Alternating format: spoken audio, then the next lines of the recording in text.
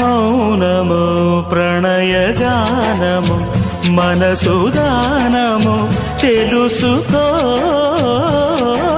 నీవులు కలిసి నేనుగాలసి తోడుగా పిలిచి వలచాలే శిలలే చిగురించిన శిల్పం చెలిగా పిలిచే